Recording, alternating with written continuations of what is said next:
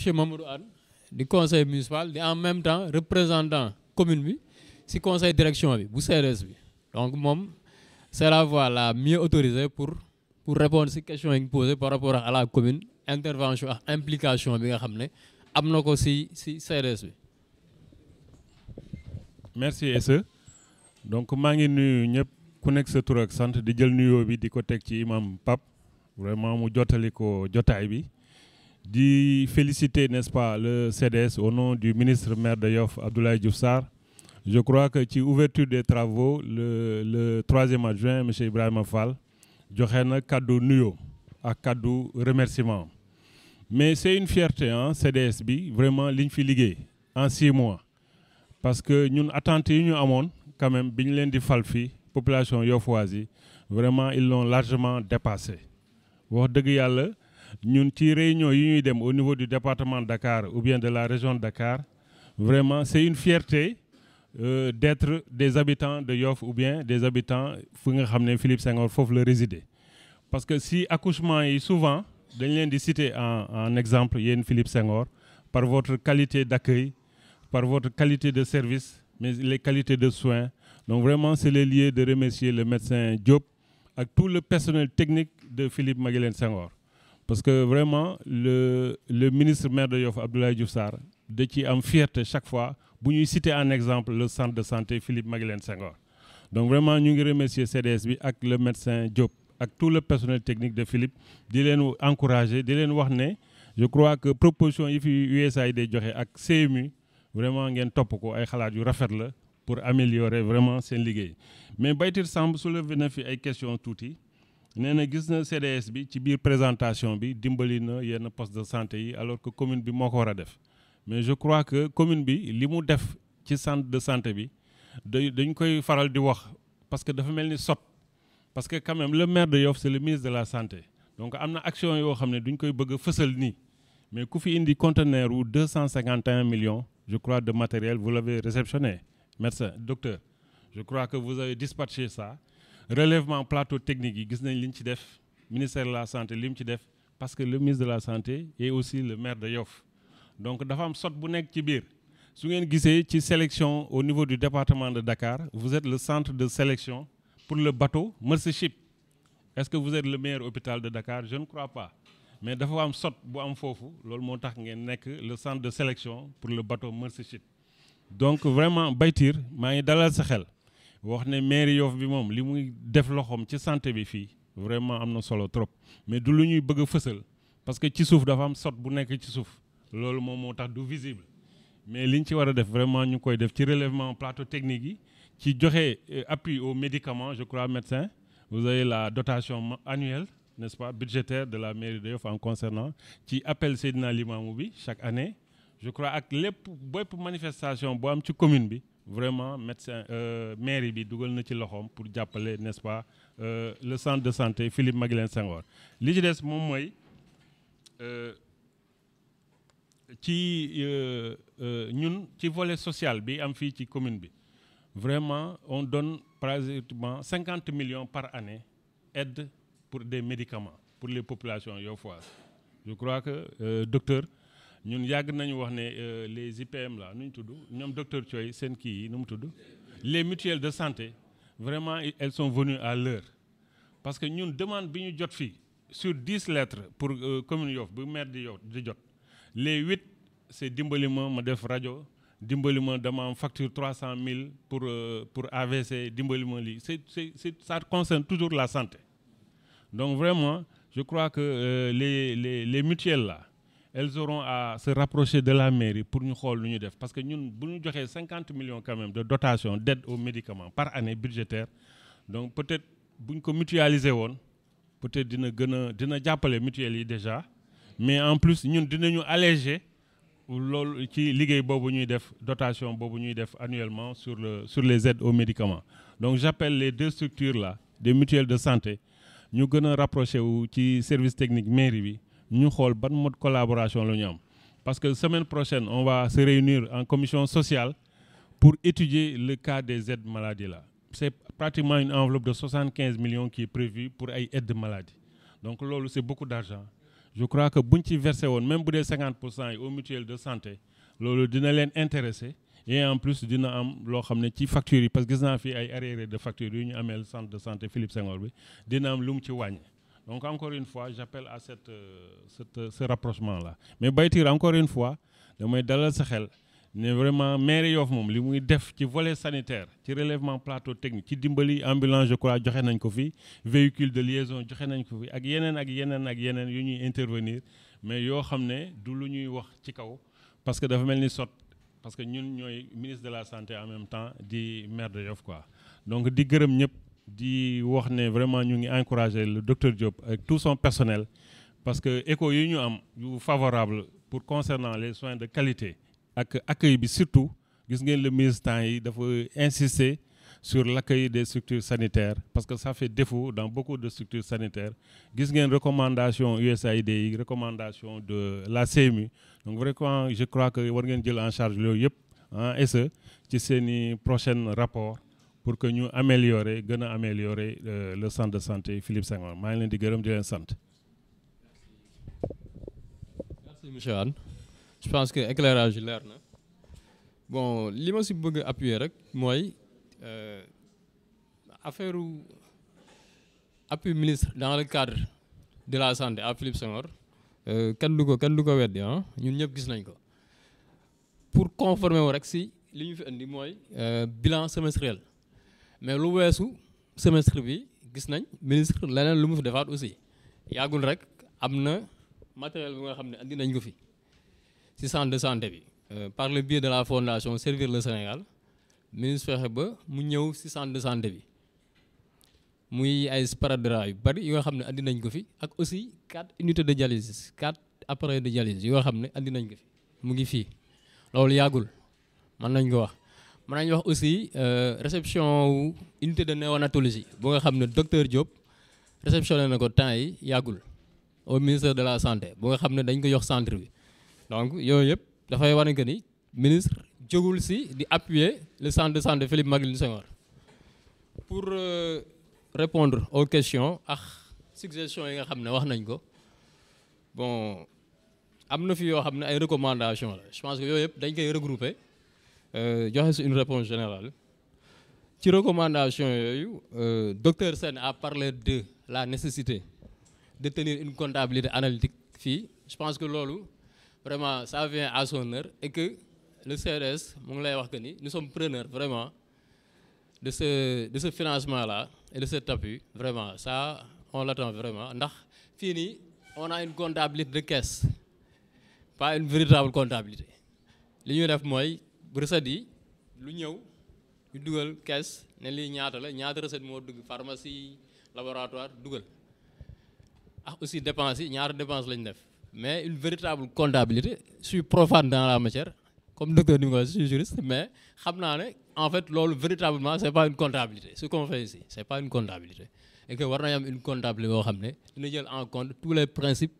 de comptabilité que ça soit norme SYSCOA yi OHADA yi et tout donc loolu je pense que recommandation boo xam ne dinañ si tenir compte la beneen bi intervention chez Lamine Boy par rapport ak factures yi foofu li ma ciy wax rek mooy que Philippe Senghor mën nañ wax que ni ça fait partie des structures de santé yi nga xamante ni les factures yi nga xam ne ñu ngi koy envoyé au niveau de la CMU c'est des factures yoo xam ne vraiment ça respecte les normes de conformité soit entre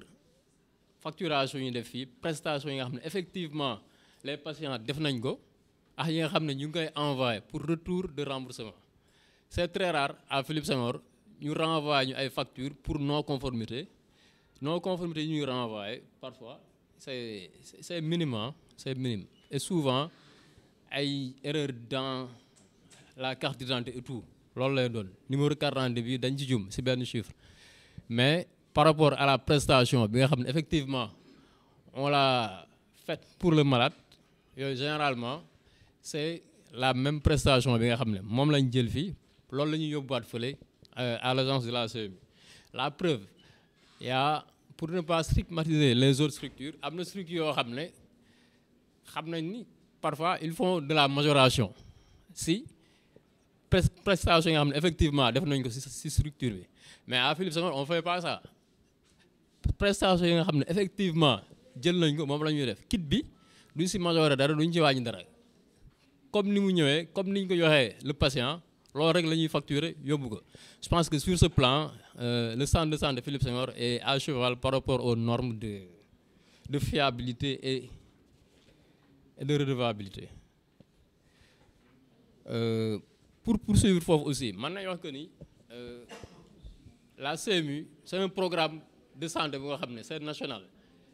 c'est une politique de santé de l'État du président donc nous à Philippe Senghor on fait tout pour maintenir le cap par rapport à ça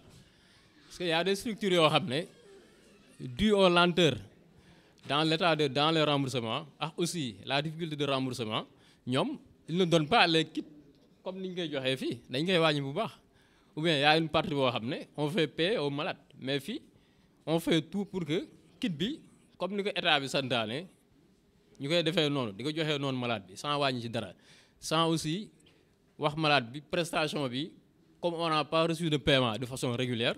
là duñ la ko fi defal fii da ngay dem def fee am na centre yu bëri yoo xam ne boo ñëwee prestation bi dañ lay wax que ni carrément on ne le prend pas parce que la PMU ne rembourse la CMU ne rembourse pas à temps ça on ne le prend pas mais fii on fait tout pour que malade bu ñëwee prestation bu mu fiy def que ça soit avec les personnes âgées plan Sésame que ça soit aussi avec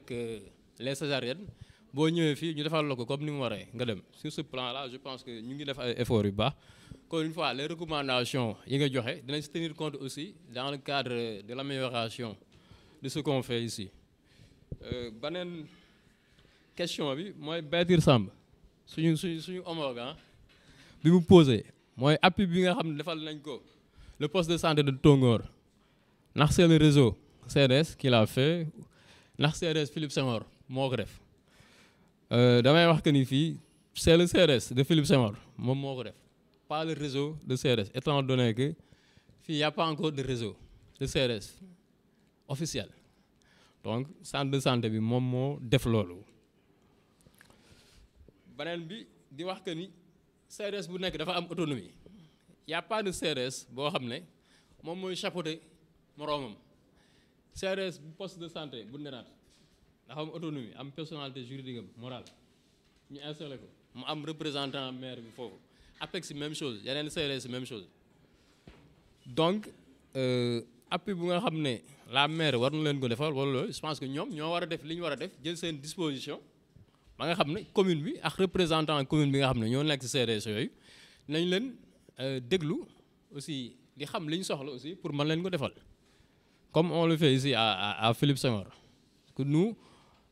on fait une véritable collaboration avec la commune aussi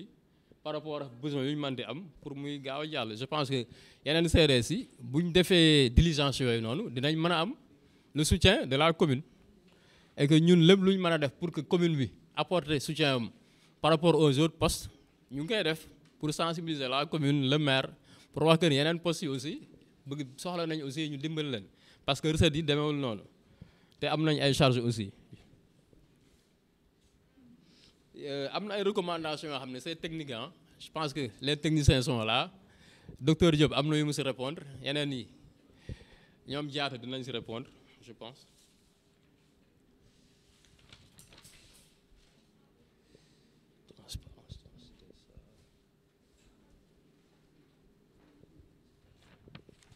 Docteur Sène aussi am na question bu mu posé c'est par rapport à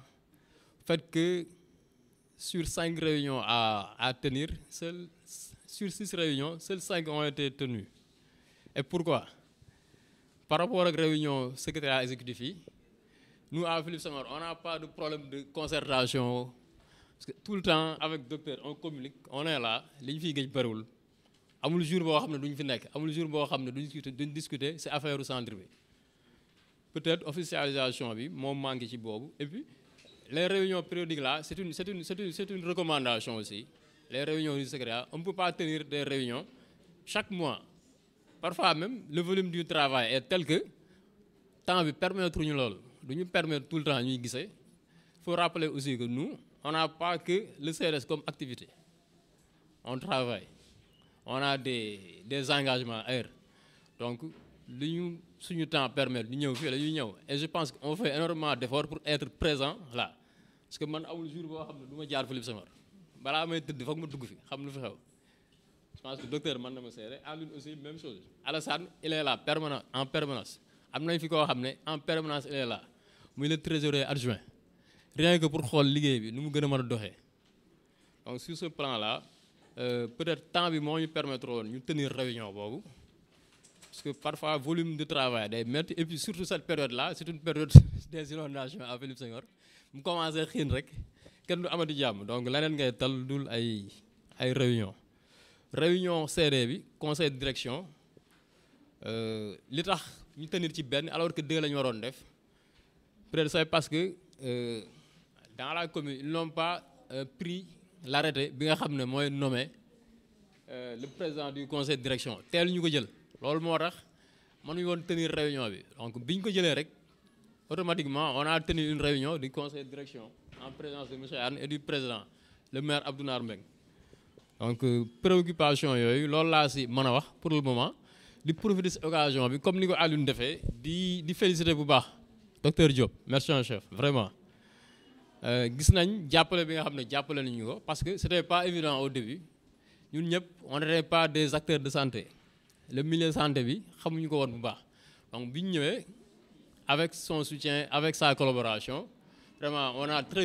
on s'est très vite adapté si milieu sanitaire bi je pense que actuellement moom xam nañ ci lu bëree bëri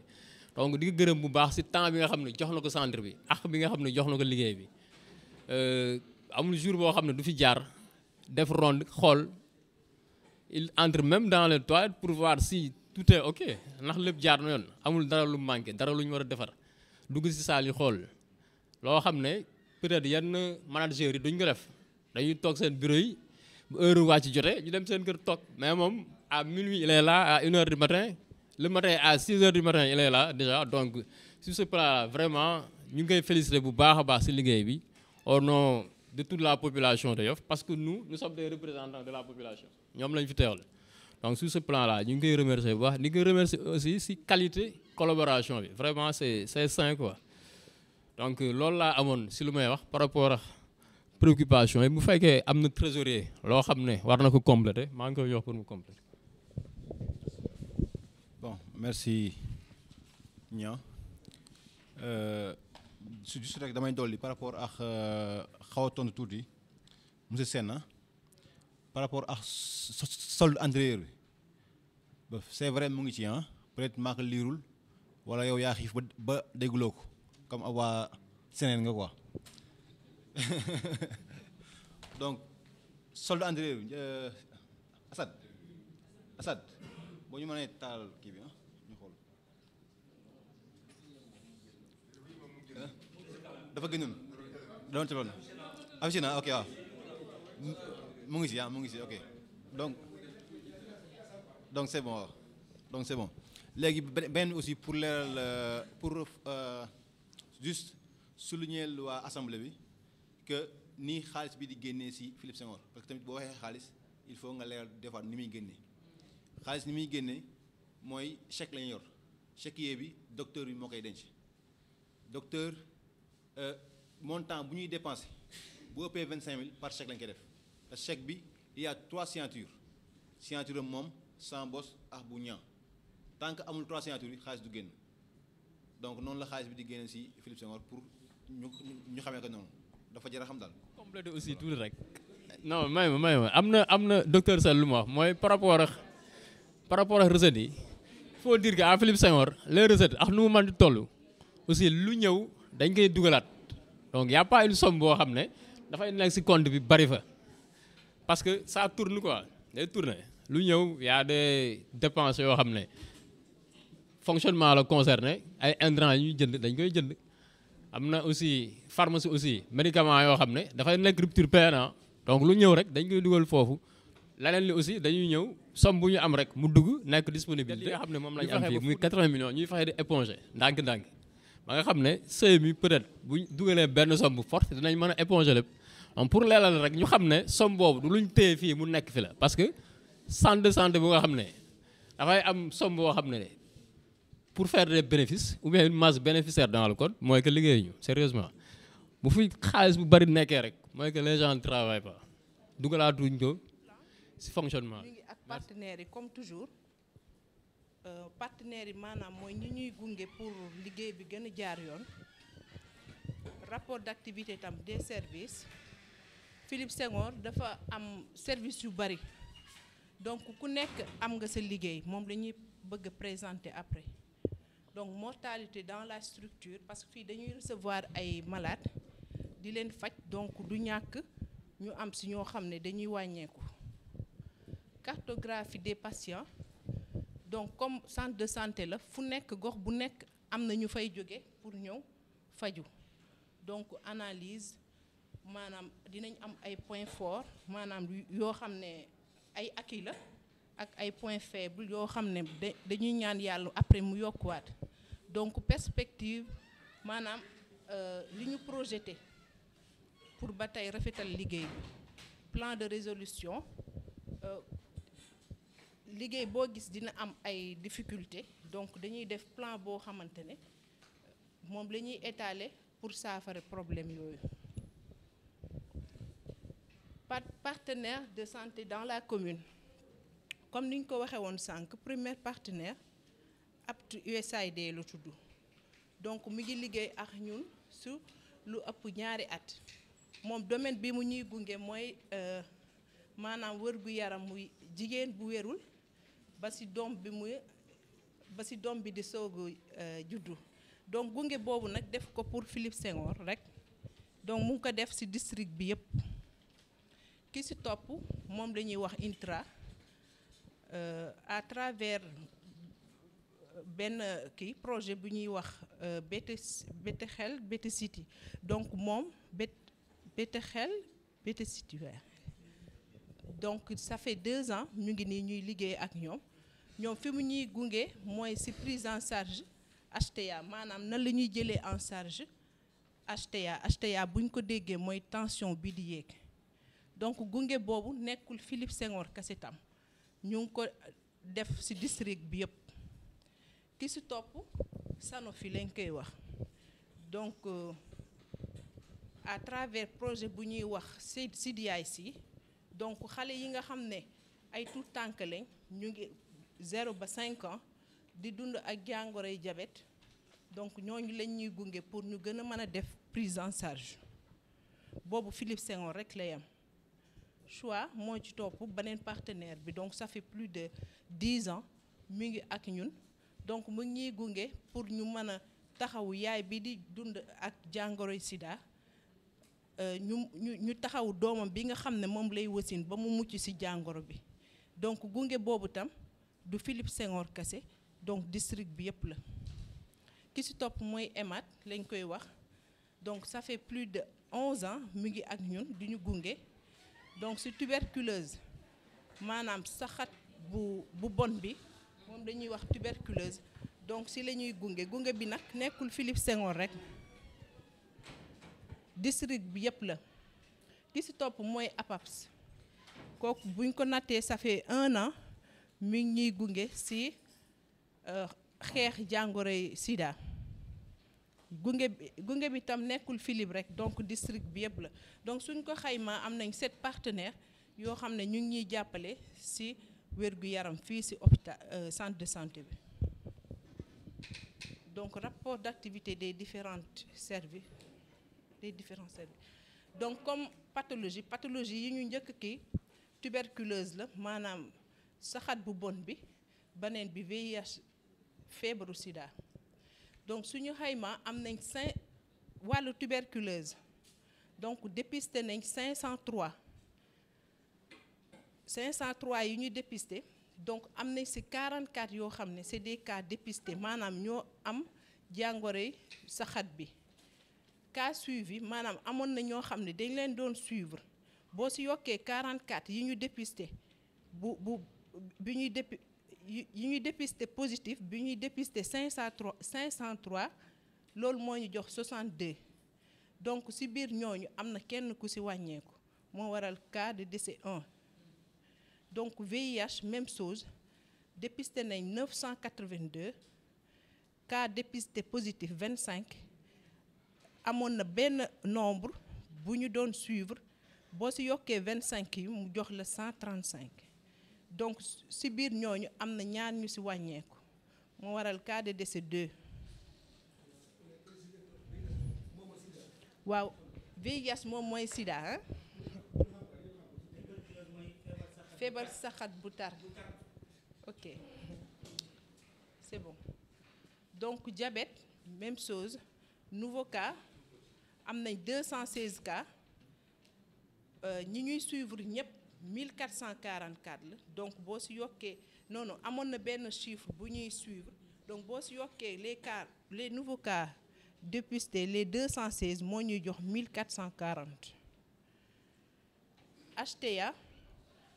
mooy hypertension artérielle maanaam tension bu yéeg bi ñi ñu dépisté ñëpp cas de dépisté donc tollu na ci 212 458 donc ñi nga xam ne ñoom lañ wax ne ñu ngi dund ak jàngoro bi tollu na ci 3520 ñi nga xam ne ñoo nekk sous traitement mi ngi toll ci 2387 maanaam ñi nga xam ne ñu ngi jël seen traitement normal ñi nga xam ne amoon nañ ko ba jël seen traitement ñu xayma ne fi mu ne seen tension normale na ñooñu ñu ngi toll ci 470 donc booy seet ñi ñu dépisté ñi ñu diagnostiqué 3520 ak ñi def traitement am na différence ça veut dire que am na ñu am jàngoro yi HTA kii hypertension artérielle maanaam tension bu yéeg te du ñu ñëw loolu tam ñu ngi wax comme OCB yi maanaam relais yi bàjjenu gox ak suñu imam yi ñu gën ñu ci jàppale. néphropathie maanaam médecin bi nga xam ne moom mooy faj wàllu réunion wax nañ ko sànq moom mooy ñëw tous les samedis tous les deux samedis moom mooy def consultation fii donc moom ñi mu consulter cas yi mu am tollu na ci 288 donc autre pathologie ay cas tournel kii waatal ñëwaatal donc nouveau cas ñi mu am ci ay cas tollu na ci 216 ñu am problème rénal ouais donc disaan na yeneen pathologie lu mel ni infection respiratoire donc am nañ nombre bu am 8456 dermatose am nañ nombre 3317 diarrhée 2296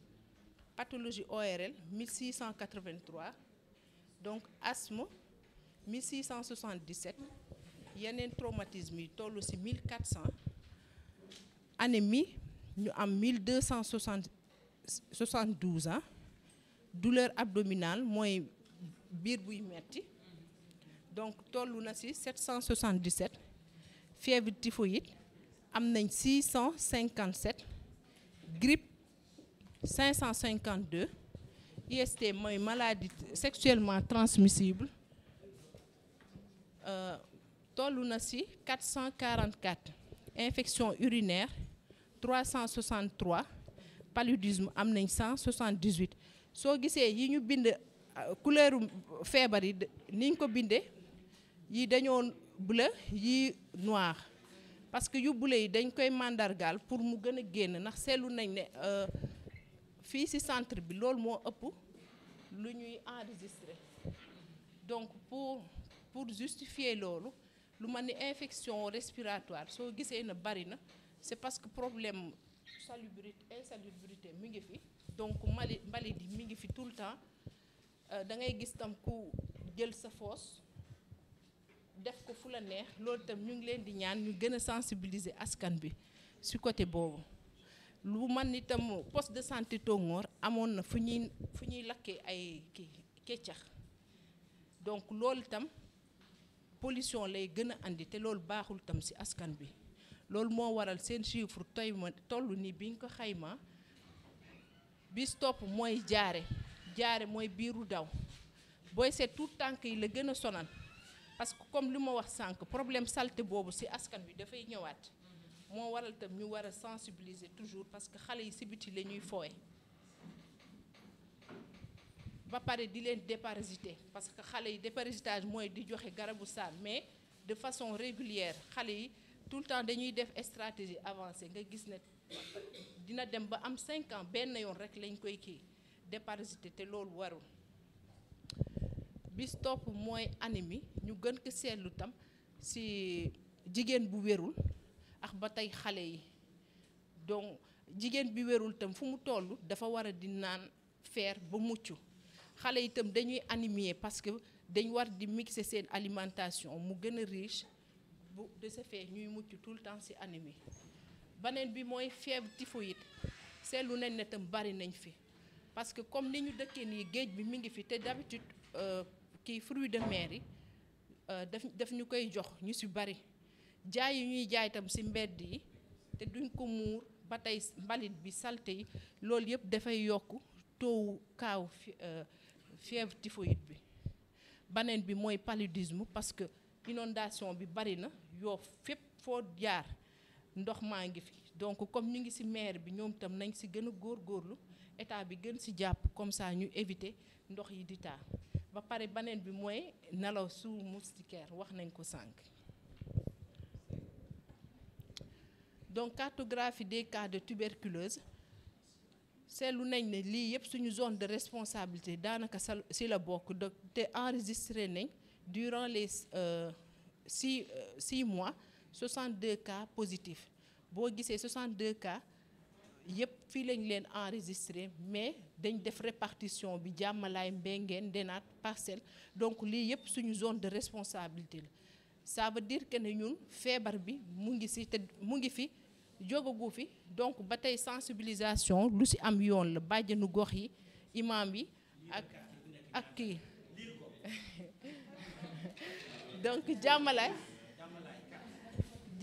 am na 4 Mbengeen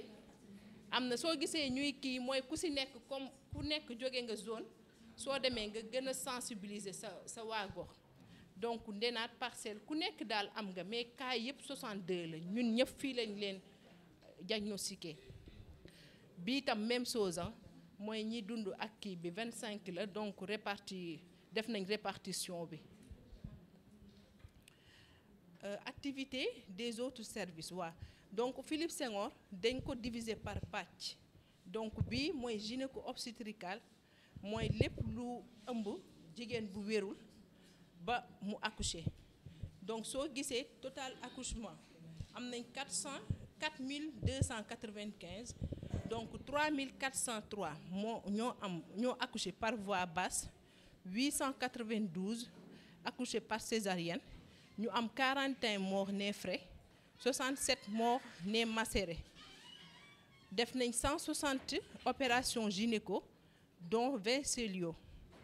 léegi nag CPN yi gis ngeen ne 4 la parce que jigéen bu wérul bi dafa war a def 4 visites première visite bi biñ ko xayma ñi ñëw ñëpp tollu na ci 714 mooy première visite deuxième visite bi moom la ñuy wax CPN 2 def na 673 donc CPN 3 def na 651 CPN 4 def na 506 soo gisee ne CPN 1 moo ëpp c'est parce que lu ci bari dañuy ñëw duñ xamagul lu leen jot walla dañuy ñëw nii rek seen première consultation mais duñ ko àggal ñàkk àggal boobu tam baaxul donc comme ni ma koy waxewaat relais communautaire yi ak imam yi chef religieux yi ñoom ñëpp am nañ ci wàll parce que jigéen bu wérul 4 visites la war a def waroo def benn bàyyi ñaar donc 4 yëpp nga war a def soo accouché ba pare tam moom dañuy wax CPON visite bi ngay def ñett la d'habitude fii ñu ngi lay convoqué lendemain ngénte bi mais sama genre gi ñoom duñ ko tal donc dañuy ñëw sax fàtte ko te loolu tam warul donc CPON 1 4053 la ñu am donc 2 bi mu nekk 1075 3 bi 619 gis nga ni muy wàññee ko te loolu warul pour PF maanaam planification familiale def nañ 420 recrutés ak 2515 qui sont actifs yoo xam ne ñu ngi ci programme bi ñu ngi leen di suivre foofu donc activité des autres services ba tey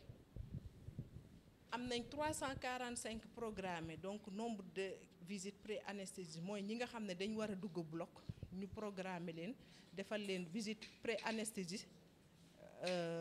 moo xam césarienne la wala leneen donc loolu tollu na ci 445 donc service néonat service bi nga xamante ne xale yi ñoo ko moom maanaam ñi seen yaay mucc fii te demaguñu seen kër donc loolu am nañ ci 852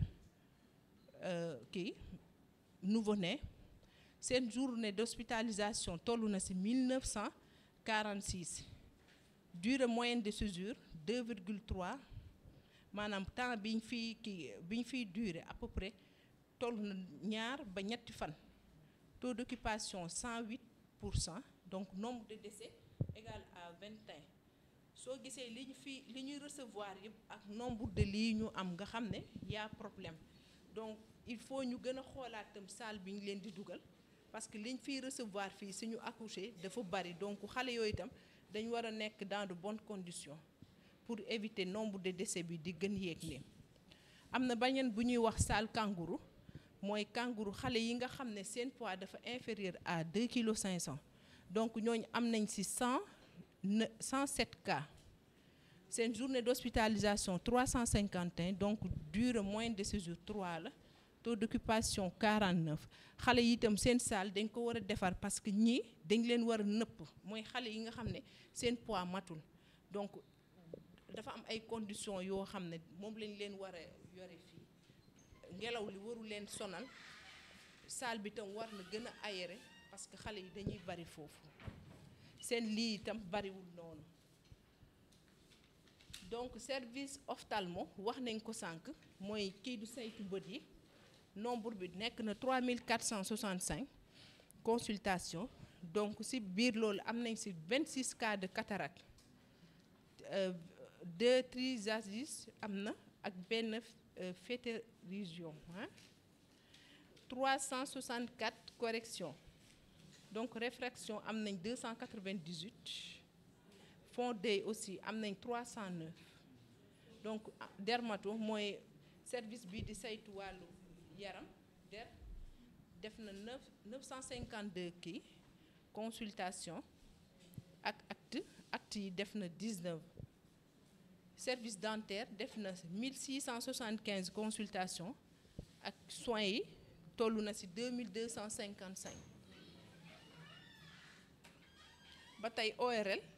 benn service bu nekk fii la buy seetlu buy faj lu mel ni bakken daal ak li ci biir li ko war yooyu yëpp donc boobu consulté na 905 acte opératoire yi mu def toll na ci 62 9 mooy urologie donc vacation bi ngay gis wax nañ ko sànq lu ko waral c'est parce que kii comme niñ ko waxee hôpital bi moo koy fay donc def na consultation 93 acte opératoire am tam toll na ci 11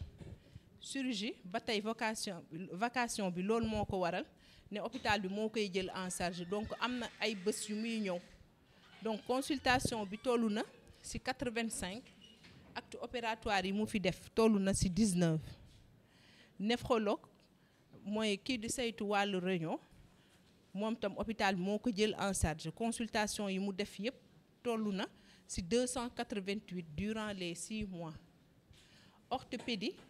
mooy médecin bi di saytu wàllu yax moom tam même chose hôpital bi moo ko jël en charge moo koy fay donc consultation toll na ci 400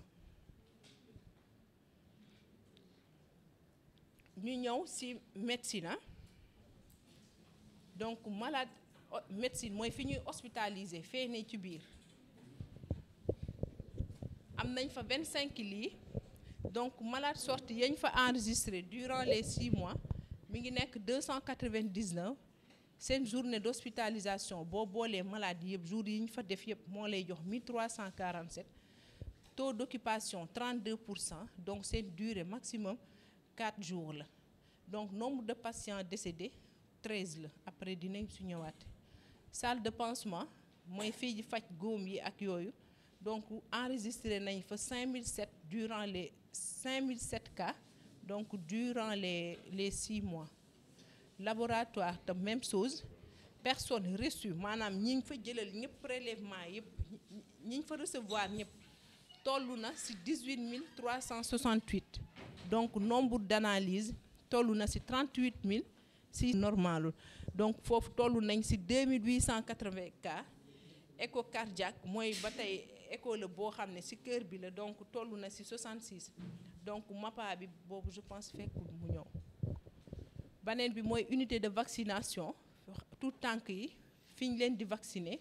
donc ñu ngi toll seen cible 774 donc hépatite B mooy biñ lay njëkk a defal boo seetloo toll na ci 4393 avec un taux de 564%. loolu nan lañ koy justifier parce que fii chaque jour gis ngeen ni muy mel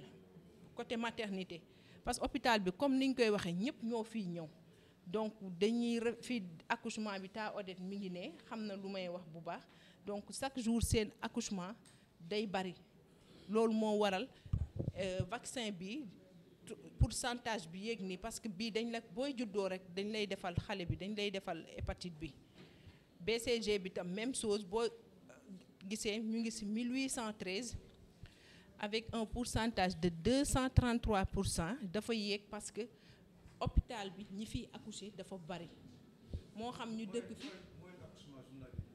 waaw wax nañ ko sànq ne dina dem 10 à 20 par jour waaw sànq am na benn jàpp bu ñu ko projeté Penta 1 1134 avec un taux de 146%. boobu tam même chose loolu moo ko waral Penta 3 ak hors zone yi tam parce que ñoom d'habitude dañ leen di référer fii mais duñ yem seen gox dañuy continuer chaque jour di ñëw loolu moo waral pourcentage bi di yéeg waaye boo ñëwee ba ci RR1 gis nga ne day wàññeeku RR2 day wàññeeku lan moo ko waral parce que maman yi duñu respecter vaccination xale yi tout le temps dañuy dem ay stratégie avancée pour mën a dabe yi ñu nga xam ne ñoom dañ ko raté loolu moo tax ñu am taux bu mag fin bi day gën a wàññeeku mooy abandon yi ak perte de vue yi ak ñi nga xam ne seen yaay yi dañoo sàggan donc vaccination HPV moo stop mooy bi nga xam ne moom la ñuy defal xale yu jigéen ñi c'est à partir de 9 ans bii itam am na problème bëgg nañ tam ñu gën a sensibiliser parents yi ak kii ñi leen di jàngal surtout parce que vaccin bi cher na mais dafa am problème bi mooy que ne pour ñu problème bi du ci vaccin bi mais pour population bi ñëw tout le temps ñoo leen di fekk ci day am tout le temps ay problème yu ñu ciy wax te fekk ñun suñuy propre doom dañ leen di vacciner vaccin yi amul dara boo ko doon jënd tey da ngay génn sa xaalis mais Sénégal moom boo nee gratuité ñu foog ne y a quelque chose alors que vaccin bi da leen di protéger contre le cancer du col de l'utérus donc xale yi am 9 ans la ciblé à partir de 9 ans ñoom la ciblé donc profil des cas de décès dans la structure wax nañ ko sànq donc fu faj am tout le temps day am ñu wàññeeku donc ñii ñëpp ñoo fi wàññeeku ku ci nekk sa cause du décès mi ngi nii fa nga dëkk ñaata at nga am donc tollu nañ ci 13 waaw cas décès maternel tam wax nañ ko fi définition nee nañ c'est tout décès de femme pendant la grossesse ou durant les 42 jours suivant la fin de la grossesse quelle que soit la cause donc niñ ko mën a tekkee mooy décès maternel ñu ngi ne femme bi nga xam ne dafa ëmb te muccagul donc bu ko ci yàlla jëree décès maternel la su accouché tam ba am 42 jours feebar bu ko mën a rey loolu tam dañ koy considérer comme décès maternel.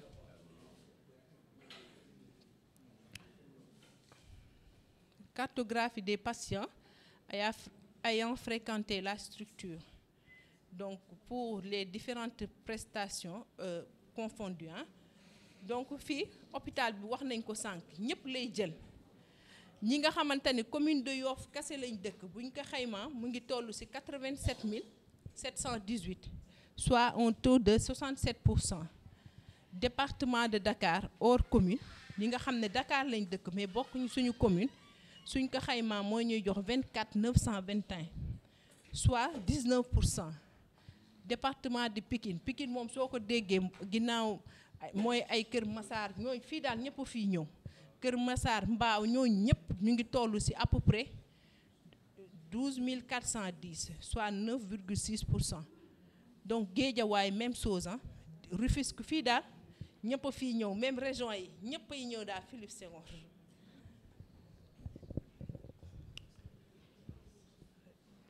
donc cartographie ba tey des patients ayant fréquenté la structure mais côté accouchement bi côté accouchement la donc commune de Yoff am na ci 696 cas nombre donc soit 16%. fii itam laaj ñu gën a sensibiliser population parce que ñoom moom centre de santé bi donc booy dem faneen dafa fekk yow amoo li ngay wër donc fii moom vraiment am na lépp. donc département de Dakar hors commune tam enregistré nañ 1918 soit un taux de 45%. Guédiawaye 1168 soit 27,1%. Pikine comme ni ñu ko waxee sànq fii ñëpp fii ñëw am nañ 344. Rufisque même chose 135 donc région itam am nañ 34 cas soit 0,8%. donc ñi ñu fi xool ñëpp mu ngi toll ci 4295. donc point fort noté nañ ne maire bi wax dëgg yàlla engagé na personnel bi tam même chose acteurs communautaires yi comme ni ma koy waxee chaque jour ñu ngi sur le terrain. CDS bi tam mu ngi ñuy gunge ci dépenses yi surtout plateau technique bi tam bi am Philippe bu démb ak tey ñëpp xam nañ ne am na une grande différence. ouais donc disponibilité et diversification des soins fii tam même chose ah fii lépp daanaka lépp lañ fiy faj donc soins yi disponible na man sax damay wax ne jaar naa ci kii yu bari mais Philippe laa gis médecin ñetti médecin le soir ñett itam ci ngoon ci mag yi kese donc am nañ fi ñaari pédiatre ñuy ñëw ci suba si infirmier itam dañuy def ñaari consultation médecin yi nga xam ne ñooy xool dañuy ñëw ñett le matin ñett le soir donc fii nag laa ko gisee wax dëgg yàlla. appui constant des partenaires tam partenaires yi chaque jour tam ñoom ñu ngi présent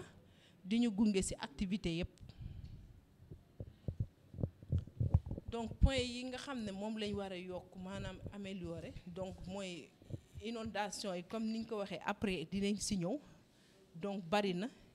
locaux itam xat na panne suñu électrogène bi deuxième bi dafa panne te tàngaay bi metti na mënuñu liggéey ci lëndëm walla ci tàngaay donc ñaar yëpp fonctionnel moo ñuy gënal. budget bi tam de fonctionnement diis na. Renouvellement des équipements, charge du personnel communautaire, mobilisation de ressources supplémentaires ak dettu CMU yàlla lañ fay suba ñu mën a fay fournisseurs ya perspective travaux d'extension des capacités d'accueil du centre de santé wax nañ ko léegi donc budget consolidé d'investissement de l'État montant bi toll ci 138 628 622 566 donc entreprise bi BF Trading la installation d'un appareil mini-vida pour le dosage des hormones humaines boobu moom mi ngi encore déggatuñ ma organisation d'une restitution communautaire au cours de l'assemblée générale ordinaire mooy bi ñuy def ni ñuy respecter délai bi. Faire une campagne de sensibilisation auprès des sociétés installées dans la commune comme bu mën ni par exemple ay Ecobank genre yooyu quoi yi nekk fii yëpp ci kii yi ñu leen def ay plaidoyer pour une amélioration du plateau technique des structures sanitaires dans le cadre de la responsabilité sociétale des entreprises RSE. Donc plan de résolution wax nañ ko sànq fu ñuy liggéey du ñàkk ay problème donc problème bi ñu fi gën a identifier fan yi te mu tere nelaw ñëpp mooy inondation yi donc solution envisagée mise en place d'une motopompe de grande capacité personne impliquée maire la def nañ ko ba pare sax c'était depuis le mois de juillet mi ngi fi donc source mairie échéance juillet 2019 locaux yi donc exigu problème bu ñu identifier la solution envisagée les travaux d'extension personnes impliquées jéem la ak ministère de la santé et de l'action sociale responsable bi directeur jéem donc source bi BCI 2019 donc juin 2019 budget de fonctionnement lourd solution yi ñu envisagé appui mensuel en carburant fourniture bureau produits d'entretien donc conseil municipal mooy personne impliquée responsable bi maire bi la budgétisé nañ ko ça fait 1 million source mairie échéance mensuelle plan de résolution des problèmes résolution des problèmes donc problème identifié suite bilan renouvellement des équipements solution envisagée équipement bloc opératoire et labo personnes impliquées maire CDS responsable maire CDS budget 40 millions source mairie ak CDS donc échéance décembre 2019 charge de personnel communautaire donc solution envisagée recruter et contractualiser le personnel ASE ouais charge de personnel communautaire problème identifié la donc solution bi ñu envisagé mooy il faut que ñu recruter wala contractualiser personnel bi nga xamante ne ñoo fi nekk te hôpital bi jël leen en charge donc personne impliquée maire bi conseil municipal la responsable bi maire bi la source maire bi la donc échéance bi dès décembre 2019 mobilisation ressources problème identifié donc solution bi tournée de plaidoyer des entreprises wax nañ ko sànq def ay plaidoyer ci entreprises yi nga xam ne ñoo ñu wër personnel impliqué CDS la ak équipe cadre district responsable médecin chef district budget 18 850 francs source CDS juillet 2019 comme échéance donc dette CMU ak dette fournisseur donc solution envisagée paiement des dettes fournisseurs personne impliquée CMU responsable MCD mooy médecin chef district source agence CMU la échéance 2019 pour l'année 2019 donc merci. remercier di leen sant ci présentation bi certes si yi nga def présentation chaque fois du may gis situation de référence bi da ngeen di wax le nombre de cas suivis ak le nombre de nouveaux cas mais duñu am situation de référence du coup yi nga xam da ngeen ko def durant le semestre duñu xam ñaata cas la à moins que nga def une opération de soustraction loolu aussi tamit lu nga war a leeral la. Ensuite seen activité de VAD yi moo xam VAD moo xam sensibilisation moo xam focus group bi du ma gis fu ngeen di def volet sensibilisation CMU pour recrutement dans les mutuelles de santé loolu aussi itam bëgg naa ngeen koy dugal ci seen activités yi prochainement kii waxoon na ko pratiquement sur les CEVAC yi parce que c'est des groupes organisés loolu aussi gannaaw bu mu amagul war ngeen cee gën a mën a taxaw fexe aussi tamit ñooñu c'est des groupes organisés nga xam ne activités yi bari ñoom dinañ ko mën a def te jigéen ñi nga xam ne nekkuñ ci benn structure informelle ñoom dinañ leen mën a dugal ci structure yooyu loolu aussi tamit bëggoon naa ngeen. di rafetlu ndaje bi di féliciter aussi ñi def présentation yi man sama question rek mooy c'est par rapport au taux de vaccination dama gis ay 500% ay 300%. Donc, qu'est-ce qui explique ces taux, je peux dire, exorbitants par rapport à cette cible, population cible? Major Sank dafa wax benn cas boo xamante ne vraiment maa ngi koy gërëm ci exposé bi rafet na trop sur les vaccinations yi ci cas vaccination yi xale yi nga xamante ne bu ñu ñëwee juddoo Philippe ah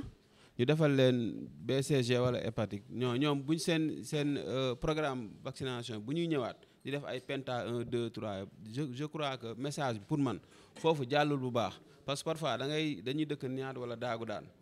bu ñu leen defee fii seen premier vaccin yi dañuy yaakaar ne fii la ñu war a eggalee da ngay dajeek ñoom sax ñuy ñëw fii nga ne leen lu tax demoo fi ñu ne waxuñu ma dara pour information bi di jàll ñu wax leen ne man poste santé bi leen gën a jege mën ngeen dem foofu ngeen continuer fa seen vaccination foofu rek laay kii pour information bi di jàll ñu xam ne mën nañ bañ a ñëw fii ñu yem si poste santé bi leen gën a jege ça nous arrive parfois ngay dajeek ay nit ñu jóge fii di ñëw Philippe boo leen laajee dañ naan waxuñu leen dara pour ñoom fii la ñu war a continuer seen vaccination foofu rek laa bëgg pour communication bi gën a jàll ñu wax leen ne poste santé bi leen gën a jege soit bu tóngoon wala bu ndinaat mën nañ toog foofu ñu eggal seen vaccination détail bi di féliciter ñi fi jaar yëpp def seen exposé parce que vraiment yëpp leer na dama amoon tuuti rek benn complément bu ma doon apporter par rapport ak ku posé woon sànq question si césarienne yi nee na taux bi warut a dépasser 5% posé woon na ko sànq si début exposé bi waaw boo gisee nag césarienne yi bëri par rapport ak accouchement yi du ñu dëkk si gox bi kese la ñuy césarienne comme ni ko lay waxee fii centre de référence la donc ñu si bëri 90% femmes yi ñuy defal césarienne yëpp dëkkuñu fi donc bu ñu jëlee suñu zone de responsabilité kese calculer taux de césarienne bi du mot sax 1%.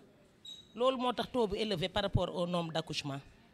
waaw kañ loolu rek laa amoon lu may comme. donc mooy day mel comme genre kuréel bàjjen gox yi OCB la rek mais ñoom li ñu fi nekk daal mooy xeex pour parce que dañu gis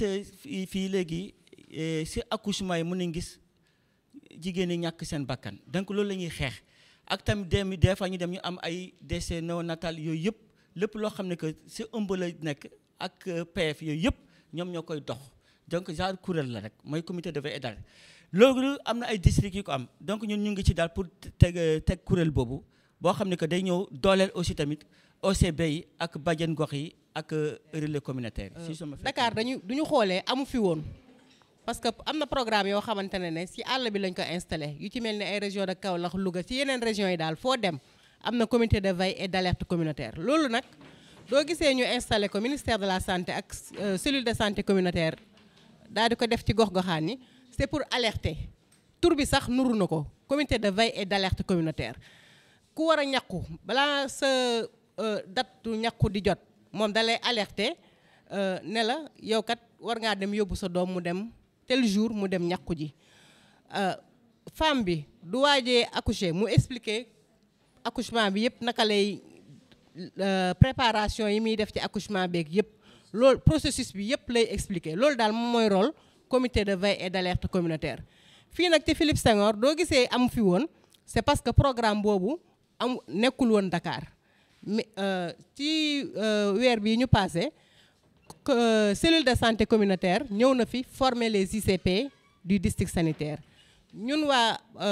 APTU USAID RSS ñi ngi former sage-femme yi yaakaar naa Ndeye Amy tontu na ci léegi du ñu formé nag sage-femme u district yi nga xamante ne waa Banque mondiale ñoom formé nañu ICP yi ñun waa RSS ñoo war a formé sage-femme yi léegi du ñu formé ñooñu ba nga xamante ne personnel bi yëpp ñu nekk ci district bi am nañu formation bi ñu mettre en place nag les comités de veille et d'alerte communautaire ci seen quartier yi quartier bu nekk normalement war nañ fa mettre en place comité yooyu du ko defee muy alerter lu waaj a jot ci nit ki rek mu alerté ko kooku daw dem ca bërëbu fajukaay bi loolu mooy rôle am yaakaar naa loolu planning la boo xamante ne dina ci ànd ak district ouest daal di ko liggéey fii incha allah problématique jàppo kii schéma bi la dama siy ñëwaat waaye historique bi laa bëgg a dem yóbbu ma historique bi dinaa ñëwaat fii voilà historique des inondations historique la dafa am koo xam ni dafa toog def historique bi lépp def diagnostic bi lépp schéma bële docteur Thioy kooku physiopathologie la moom mooy dafa wax nan la inondation yi demee comme feebar nga xam lan moo ko indi pour nga xam lu koy faj kooku c'est la physiopathologie schéma boobu dinaa si ñëw dafa def moom diagnostic ba mu defee physiopathologie bi fële mais docteur yi xam nañu loolu après mu bind nag historique bi ndaxte historique bi soo ko xoolee di nga gis fu mu jaar bàgg si ay conclusion waaye nañ dem si historique le 25 août 2012 le 25 août 2012 foofu la affaire bi commencé foofu la mbir mi commencé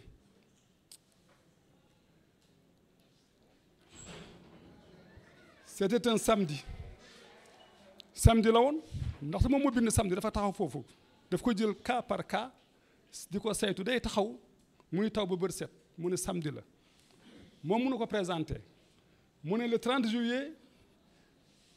encore demal le 30 juillet dinaa ñëwaat foofu le 30 juillet demal si 2013 non delluwaatal fële si 2012 bi 2012 donc je vais commenter ici avant de partir le 25 juillet 2012 mu ne c'est un samedi la inondation bi ñëw si Philippe Senghor ba mu ñëwee problème bi moom mooy mur bi daanu ba mur bi daanu la fondation Sonatel ñëw au secours investir 80 millions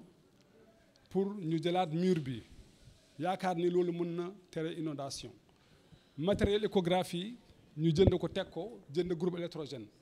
mais peine perte lii yëpp jënd nañu ko mais dafay yàquwaat puisque inondation bi taxawul ñu continuer defal ma beneen jàppo si 2013 bi benn canal de délestage bon état investir defal benn canal yaakaar ni loolu dina dox ba ñu defee canal bi 2013 bi fin bi ba 2014 inondation amul ñu ne alhamdulilah ndekete yoo jeexagul parce que tout simplement soo demee ba 2015 demal 2015 inondation bi ñëwaat kon nag lee ñu defoon kon baaxoon na waaye mënul téyewaat inondation bi mënu ko téye kon inondation bi ñëwaat ndaxte fu ñu nekk fii réceptacle la cuvette la dafa mel ni comme entonnoir ndox mi taw Philippe Senghor taaju ndox mi jógee Dakar fépp ñëw jaar mënul dem dellu siwaat ndox mi jógee Ouest Foire Nord Foire jaar si gannaaw fii ñëwaat daa ngeen kon si schéma bi yëpp taaju foofu si Philippe Senghor mënul dem kon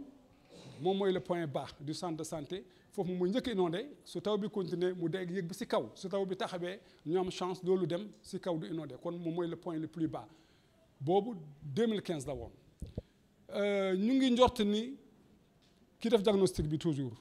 mu ne daf koy jàngat ko mu ngi njort ni immeuble bu ñu tabax si gannaaw si yoonu ndox lañ ko tabax mu baare ndox mi kon dematul delluwaat kon si ñun waa Philippe Senghor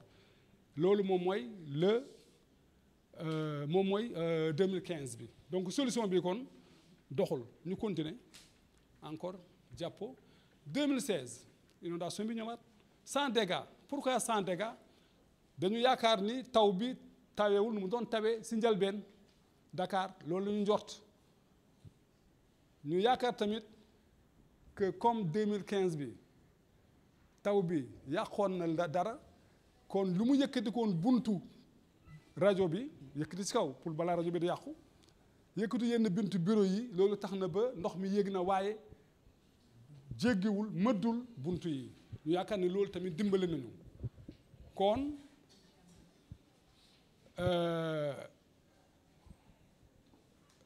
voilà c'est ça l'accès de porte d'entrée loolu la ñu yaakaar ni mën na nekk solution la ñuy wut ndaxte kenn la kuy ñëw di jàng inondation bi su commencé taw du nelaw mu taxaw di observer def diagnostic bind naan lii moo am kon nag lii laay def lii pour xool mi ngi jéem moom ay solution moom mi ngi jéem yuuxuwul tëjul centre bi walluwul mi ngi centre baa ngi dox kenn déggul tëj na dafay régler problème bi moom moo xam ni mu koy régler ñu continuer waat di liggéey parce que moom mënul tëj centre bi yaram day daw si tëj centre bi loolu moom du ko d'accord ñu continuer ñu ñëw ba 2016 mu am benn jonction bi moom mooy dana may génn waat schéma bi waxaat lii yëpp ndox mi jógee si ville de Dakar jël les quartiers de Dakar drainé war a dem géej dañu def benn canalisation donc secondaire bu jógee Philippe Senghor bu branché foofu ndox mi jógee Philippe Senghor war fa branché war a dem waaye su fekkee ni ndox mi jógee Philippe Senghor moom ndox mi jóge si ville de Dakar jóge si quartier Dakar moo ko ëpp doole kon nag yéen a ne fu ëpp pression rek moom mooy ëpp doole moom mooy dem fu basse pression donc dans les milieux liquidiens docteur sous votre contrôle vous avez dit que l'eau va du milieu le plus concentré vers le moins concentré ce sont les milieux liquidiens bu ngeen jàng 3e année en médecine defe naa loolu la loolu dama ko si wax lu tax parce que diagnostic moom la def diagnostic de médecin la def et d'ingénieur donc ndox mi dafa ëpp doole foofu ñun lu ñu branché lii du am doole loo fa yóbbu tamit mu delloo la ko ba wis la delloo loo xam ne sax moomuloo ko woon kon moom mooy jonction boobu effectivement moom mooy problème bi kon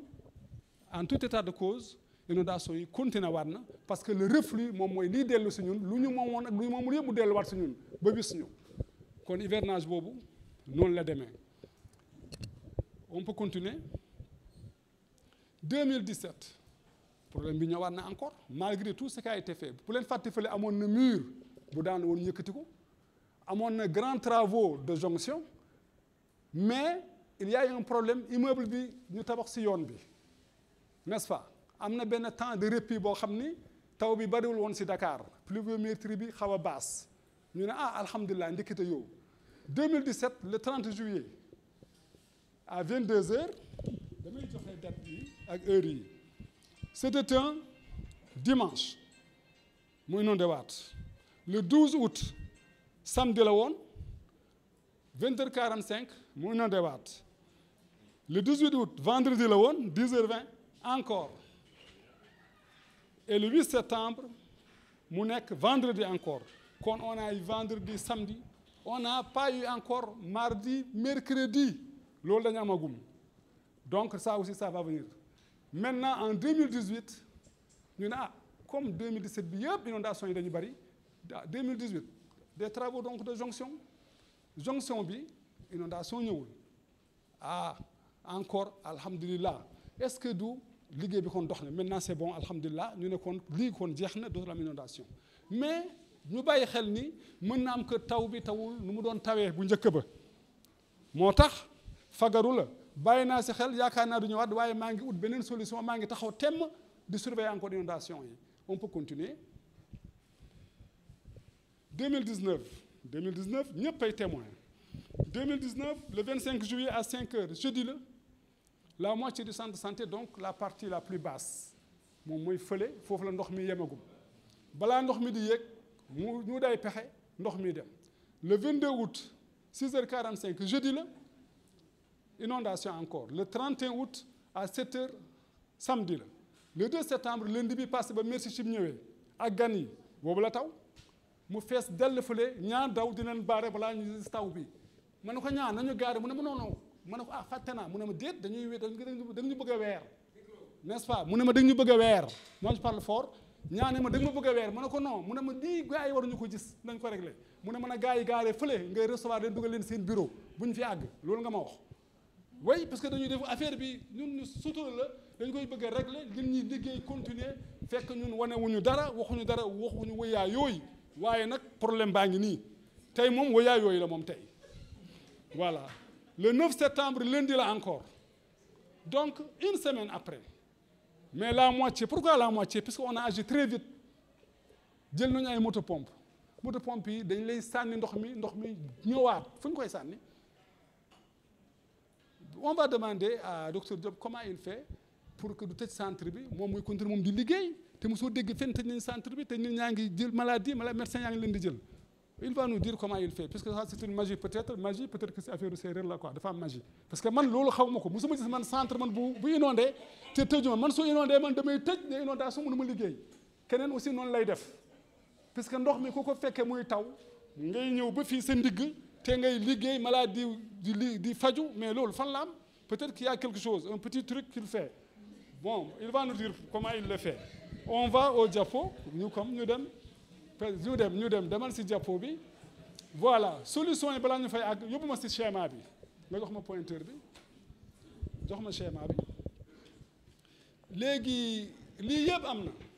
moo tax ma ñëwaat fii le pointeur c'est où ça là voilà c'est ça lii soo ngeen ko xoolee lu bële li yëpp ndox moo wër ndomb Philippe Senghor lu bële lii ndox la moo ñu wër ndomb fële si kaw c'est comme ça que je fais là pour amener ça voilà je ne suis pas très adroit là bële si kaw bu bële ma may jéem a kii moom mooy canal bu mag bii jógee un peu partout qui draine toutes les eaux des voilà bii gis nga moom mooy dem nii moom mooy drainer ndoxu ay Nord Foire Ouest Foire moom mooy bii fee dafa yaatu si gémmiñ nga fu ndox mi di duggee fii dafa yaatu fee fu muy génnee dafa sew gémmiñ gi dafa sew gémmiñ gi mooy fii moom moo yaatu fii moo sew gannaaw gi fu muy génne fii dafa sew ñun nag dañu branché fii fu sew fii suñ la branché fu sew fii mu nekk comme entonnoir sur un goulot c'est la vitesse de sédimentation dans la forme de numération sanguine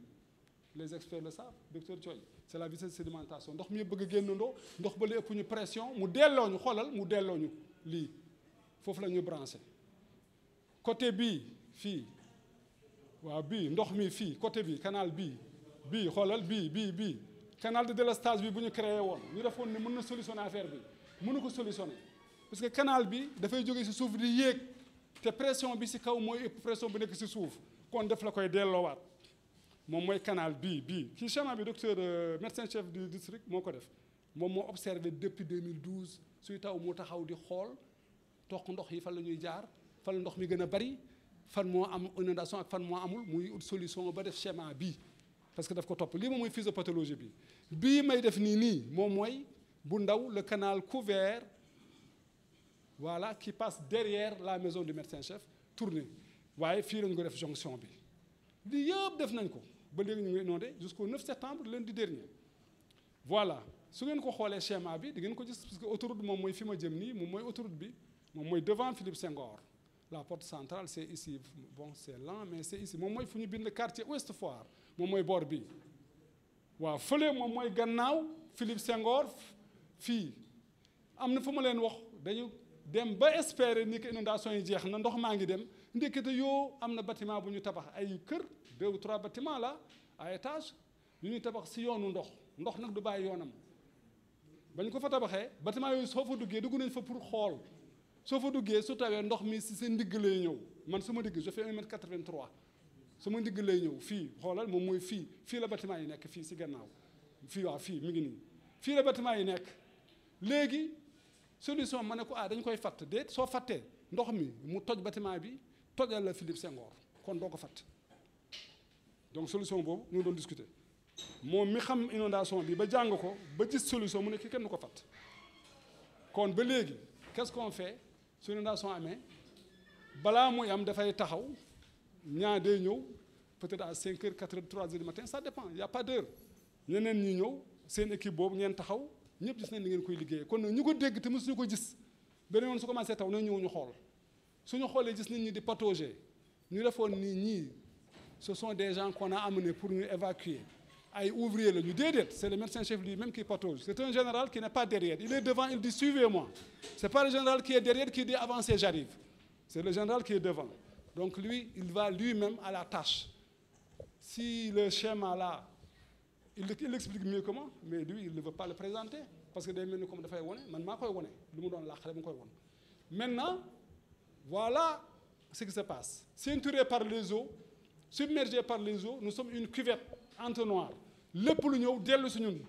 suñu sànnee ndox mi mu delloo ñu ko ba biir suñu ndox ñuy évacuer pour mu ne moom problème moom mooy évacuer on va travailler moom loolu lay wax moom du wax leneen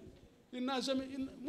pour nous c'était autre chose mais li muy di non faites vite nettoie évacuer on continue médecin bi demal fii ki demal fii ñu liggéeyaat du dëgg kon kenn déggul tëj nañu parce que am na inondation mooy benn deuxièmement je vais expliquer autre chose qu'on va trouver ailleurs c'est dans les solutions puis solutions yi dafa gaawul ñëw defal léegi solutions yi ñu xool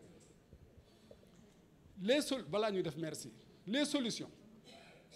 on a tenté des solutions initiées par quelqu'un qui a observé qui a fait un diagnostic très sûr bien posé il a essayé il n'a pas croisé les bras surélévation des portes d'entrée rajo bi dañu yëkkati woon foofu daal mur yi déplacement des services yenn services ñu bokk ci kaw comme ça comme foofu mooy mujj inondé surélévation des équipements installation jël bagage teg sax ci kaw table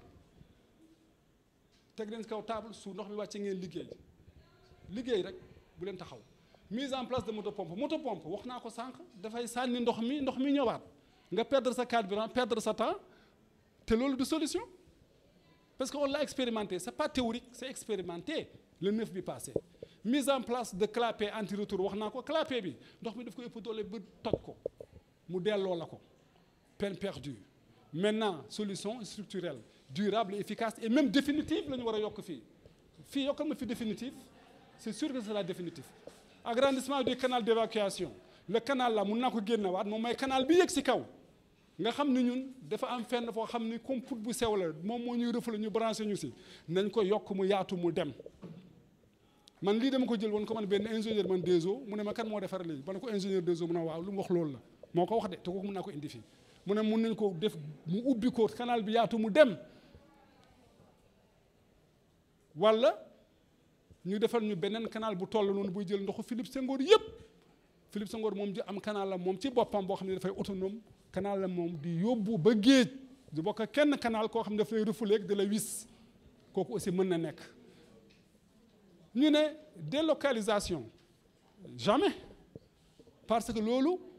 c'est abdiqué moom mooy man nangu naa man gagné nañ ma liggéey ba sonn ma bëree ba sonn ma war a daan ñu may daan maa bañ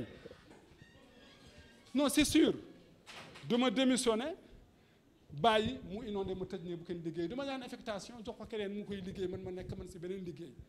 de man lañ ko jox te su ma ko joxee dama koy liggéey te dama ko gëm dama koy liggéey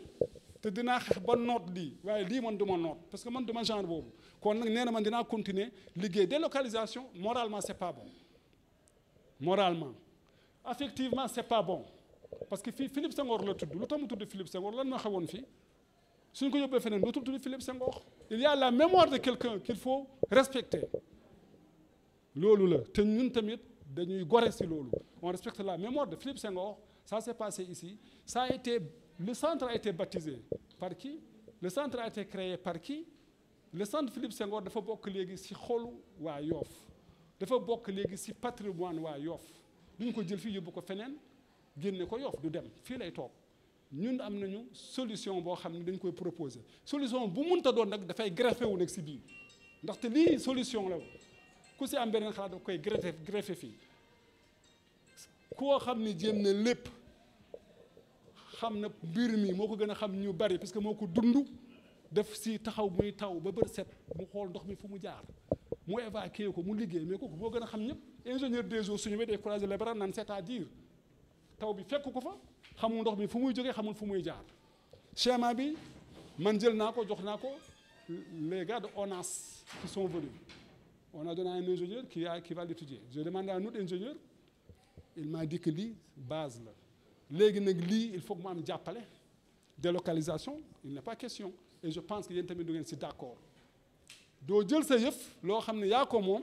ñu liggéey ko ba mu àgg fii nga jël ko nga ne ko mënatuma ko nga wàcc ko feneen da nga ko jël nga liggéey ko ñoŋal ko woote nag woyaa yooyu pour ñëw wàll ñu dimbali la ça c'est un centre qui ne doit pas être délocalisé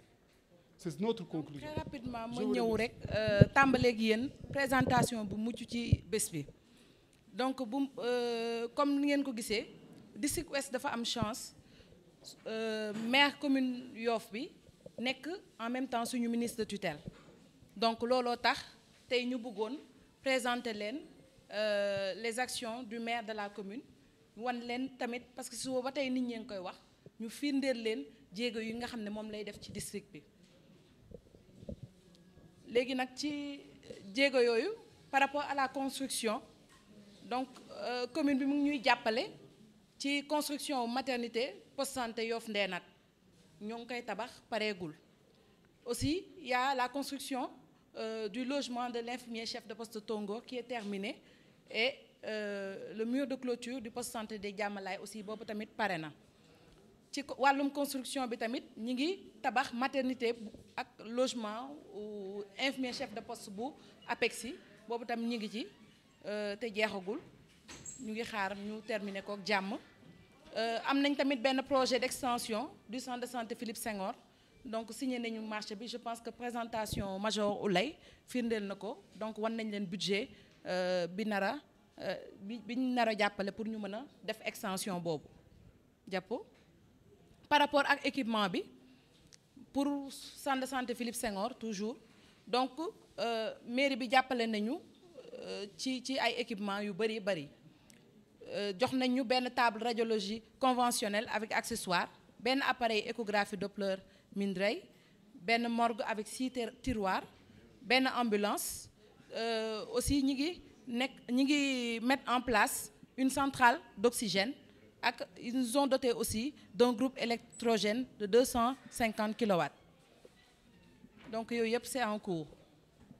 Donc toujours par rapport aux équipements, nous doté une unité de néonatologie. Te ku nek xam une unité de néonatologie dafa am njëriñ ci centre de référence bu toll ni Philippe Maguilène Senghor ndax on reçoit beaucoup de femmes.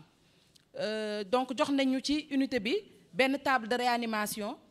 benn table de photothérapie, benn couveuse te ku nekk xam na couveuse ni mu chéré, ñaari moniteur de surveillance, benn saturomètre mobile, 2 berceaux, benn pousse seringue électrique ak 3 thermomètres électroniques.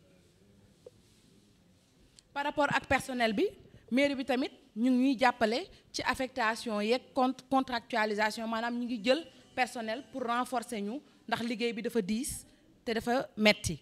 Donc ñoom jàppale nañ ñu ci ñaari médecin ORL ak benn ak généraliste, benn médecin gynécologue, benn pédiatre, benn pharmacienne, benn technicien supérieur en anesthésie réanimation. Ma fàttali ne technicien supérieur en anesthésie technicien la yoo xam ne dañoo jafe am ci dëkk bi yëpp ñëpp a ngi koy jooytu. Tout récemment rek recevoir nañu benn délégation boo xam ne gouverneur rek chaire de gynécologie bi waa CGO ñoom ñëpp a ngi ci woon mais structure yi ñu jaar Dakar yëpp ñi ngi jàmbat technicien supérieur yooyu nga xam ne en anesthésie réanimation waaye ñoom fexel nañu ba wutal nañu ci jàppale ñu ci kenn. joxaat nañu tamit benn technicien supérieur en odonto ñoo kooku ñu ngi ko ventiler fële au niveau du poste santé APEXI.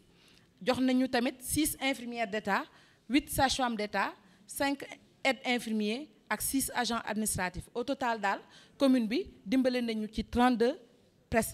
personnels. Donc loolu rek laa amoon lu ma leen ni jottali ci action. Les services techniques compétents de l'État lan la ñuy wax ci inondation yi.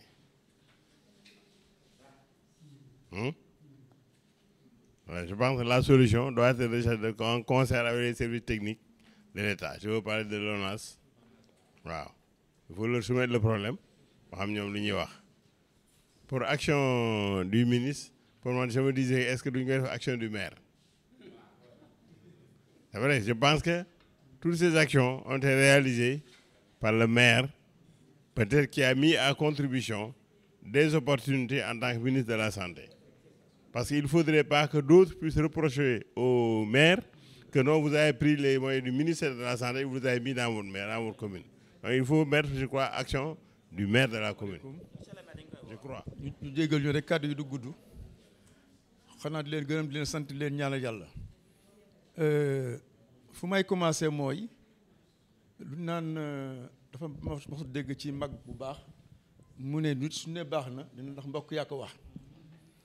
On a parlé sànq de docteur Diop léegi ñu koy wax ay éloges. Docteur Diop ñun ñooy mbokkam ñooy dëkkandooram. On le connaît bien. Sa persévérance, sa compétence, son sérieux ak yaram. ñu koy ñaanal yàlla na yàlla yokk suturam. Bàjjenu gox yi souvent dañuy faral leen waxtaanee ba may ragal sax ñu ne est-ce que am ma jabar ci bàjjenu gox yi. Parce que souvent ñu ngi leen di tàgg fii monsieur le maire tàgg leen ce matin wax leen lu rafet. Mais nag dama ne ça ne suffit pas ne leen di bàyyi xel parce que man dama ciy liggéey ak ay bàjjenu gox mais elles n'ont pas de vie de famille. Elles n'ont pas de vie de famille vraiment lu ñuy daj fa la leen bàyyi xel. Beneen bi mooy ana docteur Thioye man docteur Thioye je le côtoie parce que dañuy liggéey ci mutuelle bi et je sais que c'est un grand expert en la matière. C'est quelqu'un qui a sillonné le monde. Il a beaucoup d'expérience. Il est prêt à le mettre au service de Yoff. ma bëggoon parce que mutuelle bi daf ñu ay propositions yoo xam ne ça pouvait être vraiment utile à Philippe Senghor, à Yoff et même au maire. Parce que mën na nekk un gain politique pour le maire. dañuy waxtaanee ci yu bare xam naa tey c'est par modestie la sax mais mën a taxaw fii wax la benn démonstration surtout fu ñu démontré ne rajo fu ñu jalee 10 000 francs mën na ko am à 1000 francs kooku bénéfice bu mag la ci Philippe Senghor ak ci population bi. moo tax ma bëggoon monsieur le maire fexe leen docteur Thioy docteur Diop mii ñu toog waxtaan billahi daañu trouver une solution Pape Ndiaye Gora Diop je vous mets en contribution ñu toog waxtaan am na yu bari yoo xam ne ñun daf ñu ko wax laa xam ne mënoon être très utile à la population de Yoff mën nañ koy ñaan di leen ko di sant parce que quand même moom amatul leneen lu muy kii vraiment moom nee na Yoff jaral na ko lu ne te il a démontré. di ñaanal aussi tamit suma médecin muy adjoint docteur Karim muy docteur Sira ak modestie am day ñëw rek toog si ginnaaw professeur maa ngi lay nuyu di nuyu ñëpp ñu fi ñëw di nuyu waa région médicale docteur Diéw ñu ngi lay nuyu vraiment ñu ngi nuyu waa région parce que yéen aussi tamit da ngeen si jàpp di ñuy encadrer si formation yi vraiment nos remerciements imam ñu ngi lay sant di gërëm centre de santé Philippe Senghor délégué de quartier yi seen centre la soo leen ko bàyyi ngeen seen centre de santé parce que dañ leen di soxla si seen xalaat ak seen xam-xam ak seen disponibilité di nuyu comité de santé bi CDS vraiment ñaa on vous remercie et puis tamit du courage et maintenir les acquis surtout maintenir les acquis du suma jegee partenaires yi maa ngi leen di nuyu muy Aïssata ak suma jigéen Yacine ñooñu suma ay jigéen lañu suma ay jigéen bopp lañu ñoo bokk bureau su fekkee nag si diggante bi aussi tamit def naa leen lu bon ou bien lu loo xam ne que des fois lu ñagas ngeen baal ma ak di nuyu bàjjen gox yi di nuyu ñëpp ñu fi ñëw tey vraiment kontaan nañu yal nañu yàlla may beneen 6 mois encore ñu fekkee ko ñu def ko fii wasalaam su ma waxee. di gërëm aussi monsieur le maire vraiment les partenaires docteur Sène Yacine comité bi aussi vraiment ñu ngi leen di gërëm bu baax a baax deuxièmement aussi vraiment gërëm ñi fi ñëw rek ci assemblée générale bi li ma bëgg a wax vraiment 2 mots la li tax ñu boole ci kii bi action du maire maanaam comme maire bi waa Yoff la seen mbokk la baax na aussi lu mu fi def askan bi xam ko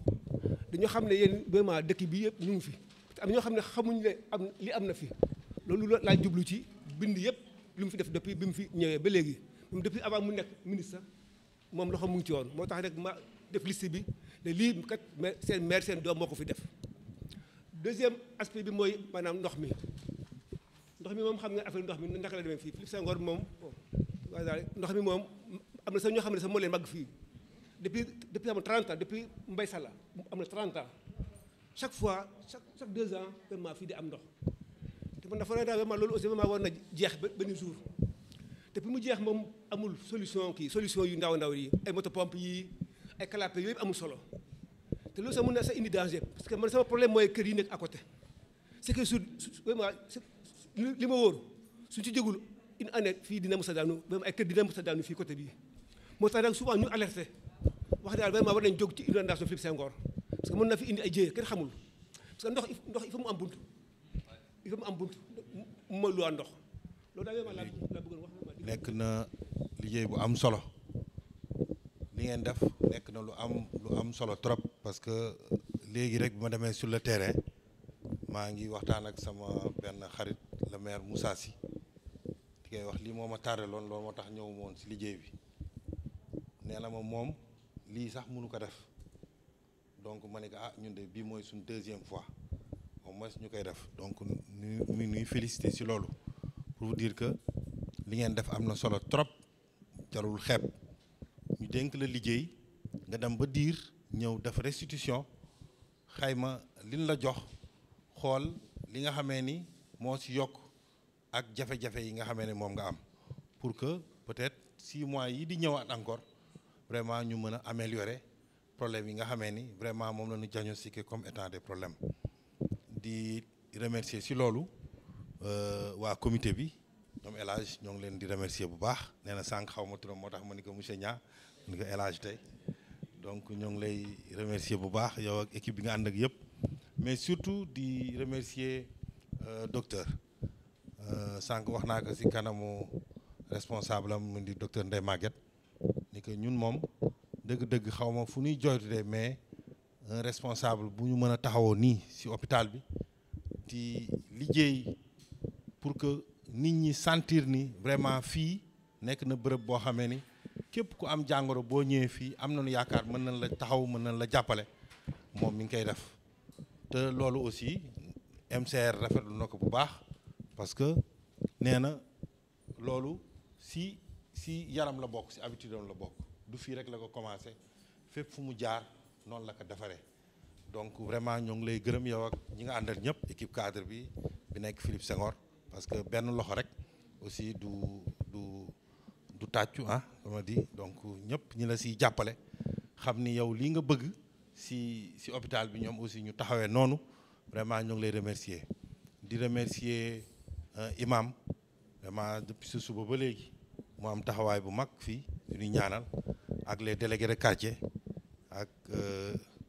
bàjjanu gox yi du ma leen fàtte parce que bàjjanu gox yi ñoom suñu ay partenaires lañu bàjjanu gox yi relais communautaires yi ñoom ñëpp ak waa mutuelle yi aussi ñoo ngi leen nuyu bu baax yéen ñëpp ñoo ngi leen di nuyu di rafetlu liggéey bi ngeen def di wax ni maire yi partenaire la ak centre de santé Philippe Senghor lépp loo xam ne daal war na leen jàppale dëgg-dëgg war nañ si taxaw jàppale leen lenn li may peut-être attirer attention waa Philippe Senghor médecin chef de région bi rek district mooy les postes il est important docteur ñu gën leen jàppale si wàllu médicament si wàllu peut-être matériel yi nga xamee ni souvent moom la ñuy jàppale Philippe Senghor ñu leen si jàppale ñoom aussi ñuy am taxawaay parce que bu fekkee ni lu ñu koy waxee Philippe Senghor centre bi taxaw na te poste yi nga xam ne moom la polarisé taxawun day metti nanu gën a jàppale les postes de santé donc di leen jàppale surtout si wàllu garab yi parfois day manqué day sooxe wàllu yenn structure ay lal ak yooyu yëpp nanu gën a gestu poste de santé yi xam naa ne daal bii di ñëw moom poste de santé yi war nañ di gis seen bopp carrément si lépp ba bu ñuy ñëwee di def restitution vraiment mu feeñ si restitution loolu moom benn plaidoyer mooy def pour les postes de santé donc di leen gërëm di leen sant bu baax di nuyu les partenaires techniques ñoom aussi ñi nga xamee ni ñoo jàpp si bis bi waa USAID waa plan ñoo ñëpp ñoo ngi leen di remercier donc vraiment au nom du maire ñoo ngi leen sant di leen gërëm donc di leen wax sant yàlla rek subhanahu wa taala ndax tàmbali nañu ko ci bisimilah rahmaani rahim yi eggale ko ci alhamdulilah rabbil alamin loolu lépp ci ndimbal yàlla la et ñu gën a góorgóorlu rek ndax la yonent bi waxoon rek kullukum ra'in kenn ku nekk rek ñun ab sàmm la waaye lañ ne sàmmaloo xëy na moo wuutee ak responsabilité yi waaye kenn ku nekk responsable la ci ñun kon nag kenn ku ne góorgóorlu bala ñu ko sas rek mu bay ci waaram ba mat sëkk bu ñu ko defee rek dëkk bi na dox ndax ab dëkk li koy doxal rek kenn ku nekk la nga mën da nga ciy góorgóorlu xam nga olof dañuy wax ni ku mënul bawoo lu yàqu yow waaye war nañ ci dolli tam ku mënti defoo lu yàqu yow ku mënti defoo lu yàqu yow kon nag ku mën rek lu waay mën rek na ko def bu ko defee dëkk bi dina dox ñu ngi leen di ñaanal yàlla subhanahu wa taala wér-gi-yaram ak xel mu nàcc di xelli di ko ñaanal docteur Diop ak ñi mu jiite ñëpp wax dëgg yàlla man li mu gën a yéem ci moom mooy ab yar te yonent bi doon maa naxala walidun waladu afdala min adabin hasan nee na wayjur bàyyil doom lu gën yar ko yar bu rafet waaw ku yaru la macha allah yal na ko yàlla lafal cet yal na ko yàlla lafal cet yal na ko yàlla lafal cet kon auzu billahi min shaytaani rajim bismillahi rahmaani rahim alhamdulillahi rabbil alamin arrahmaani rahim maliki yawmi ddin iyyaka na'budu wa iyyaka nasta'in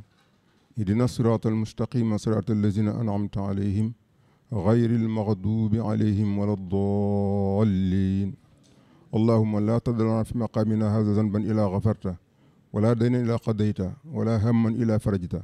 ولا غما إلا كشفته ولا مريضا إلا شفيته ولا ميتا إلا رحمته ولا فقيرا إلا أغنيته ولا مسافرا إلا رددته إلى أهله سالما آمنا غانما ولا حاجة من هوائج الدنيا والآخرة هي لك رضا ولنا فيها صلاح إلا قضيتها بكرمك وجودك يا أكرم الأكرمين يا أرحم الراحمين اللهم صل على سيدنا محمد الفاتح لما أغلق والخاتم لما سبق الناصر الحق بالحق والهادي إلى صراطك المستقيم وعلى آله حق قدر مقدار العظيم سبحان رب العزة أما يصفون وسلام على المرسلين والحمد لله رب العالمين